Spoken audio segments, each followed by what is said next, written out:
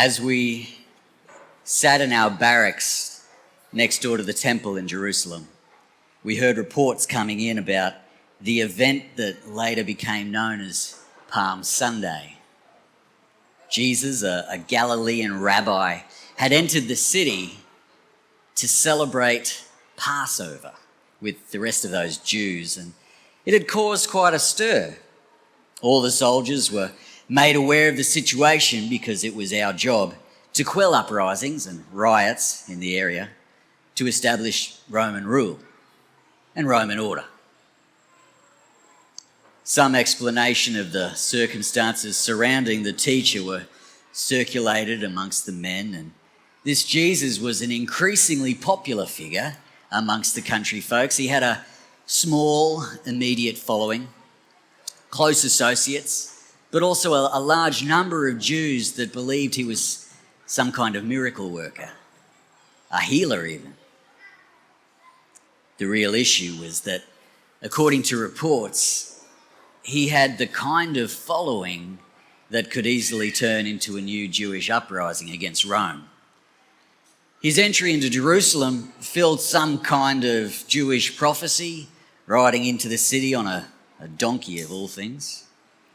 It was supposed to suggest he was some kind of saviour figure, to them at least. The Messiah, King of the Jews, they reckon.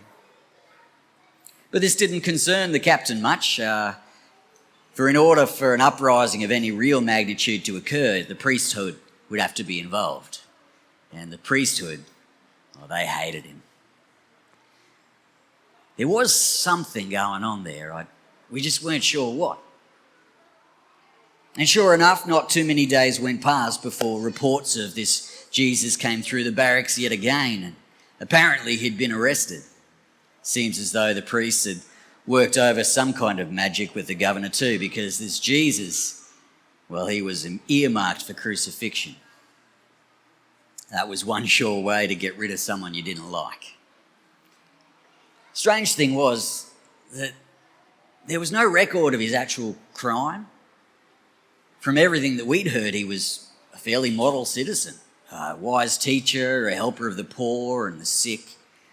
But out of his trial came wild suggestions that he was no ordinary man. There claims that he was the son of this Hebrew God, the creator of God himself, visiting as man.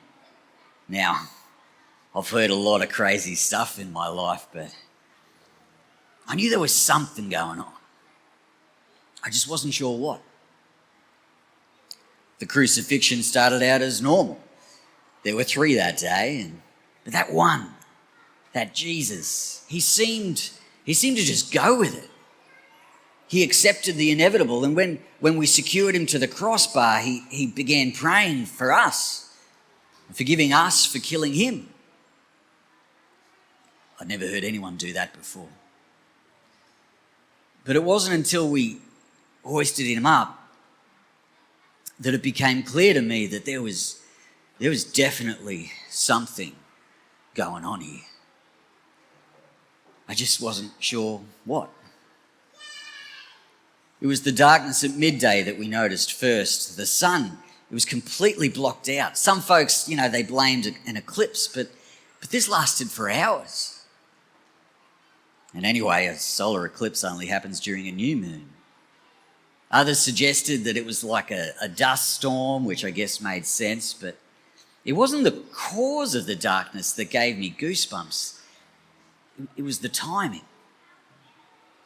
Just as we'd finished securing Jesus to that cross, the darkness began, and the Hebrews talk about light being a symbol of God and darkness as a symbol for everything that's anti-God and judgment from God, wickedness, judgment, death.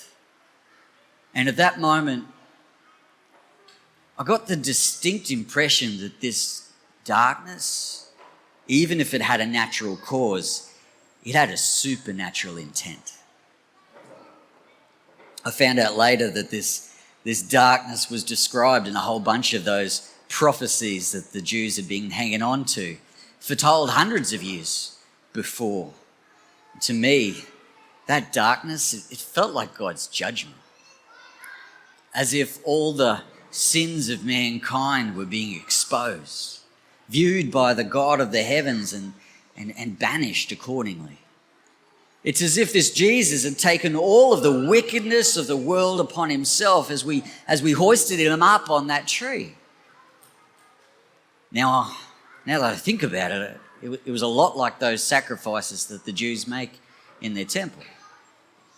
Except this time, it wasn't a lamb getting killed, but a man. That man. His followers told me later that that's exactly what this Jesus said he was going to do. And that at about 3 p.m, the sun came back out. But nobody noticed, because at that very moment, 2 things happened in close succession, 2 things that proved to me that there really was something going on here. But at the time, I didn't even care what. This Jesus called out, "Tetelestai," means paid in full. It's finished. And he gave up his spirit. And as he breathed out that last breath, a great earthquake hit the whole mountain and we were thrown into chaos and people were shouting and running in all directions. Now earthquakes happen from time to time around this place. They're a natural phenomenon. But just like the darkness, it was the timing. That's not something you can make up, and it's not something you can just forget or pass off as coincidence. No, something just happened. And I needed to find out what he had gone up onto that cross to do. Centuries later, scientists would examine that geological record, and seismites from the Nahazalim near the Dead Sea, they showed evidence of that quake. They estimate that it hit 6 on the MMI scale, not big enough to cause severe damage or enough loss of life to enter the history books, but certainly sufficient to damage weaker structures like stone graves. The temple was affected fairly dramatically due to this phenomenon geologists call seismic amplification. You see, the foundation of the temple was underlain by fill a few years earlier, and that made it and subsequent structures on that side of the temple far more susceptible to damage from earth tremors. But none of that mattered to me. The earth itself had just reacted to what we'd done to that man on the cross. The rocks splitting open, buildings moving. It was like the earth was screaming at me to pay attention. And when we did return our attention back to those men that we'd crucified, I noticed that this Jesus, he was already dead.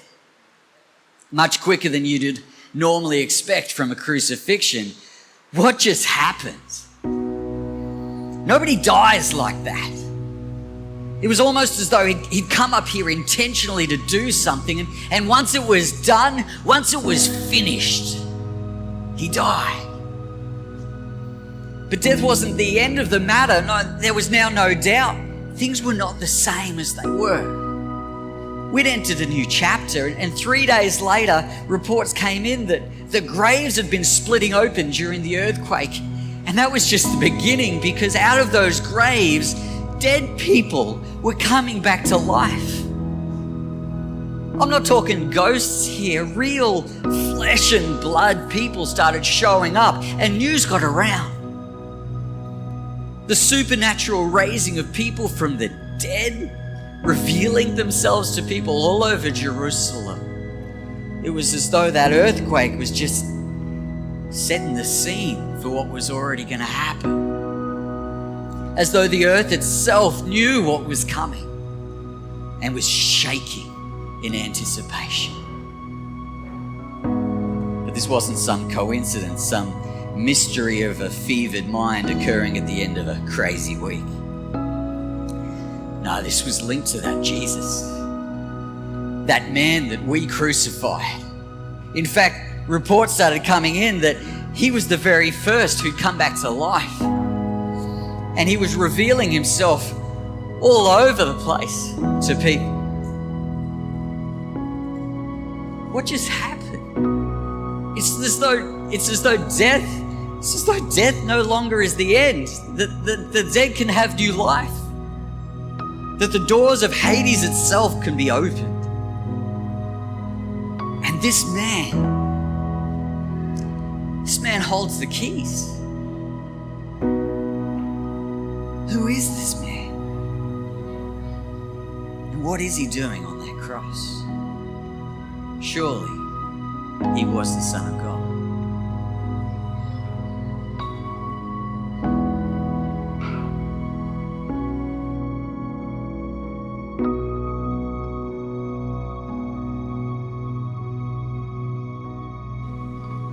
And Jesus answered, I am the way and the truth and the life. No one comes to the Father except through me.